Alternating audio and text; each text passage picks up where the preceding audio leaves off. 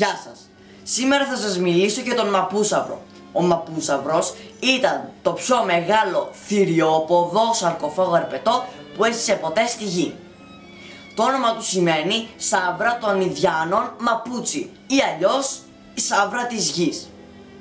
Είχε μήκος 14 μέτρα και είχε βάρος 8 τόνους.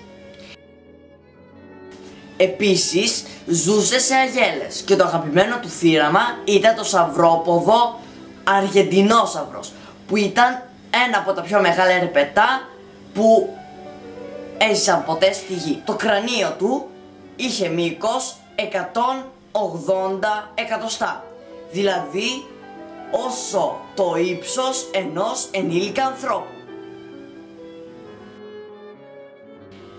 Έζησε στο καμπάνιο στάδιο του ύστερου κρητιδικού πριν από 84 με 80 εκατομμύρια χρόνια.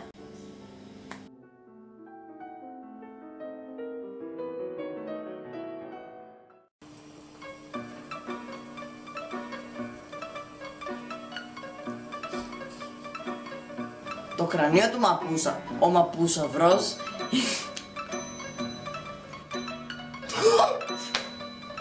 το κρανίο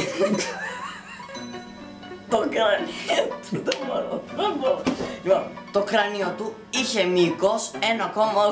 Γιατί γελάς? Μη γελάς, δεν με βοηθάς. Το κρανίο του είχε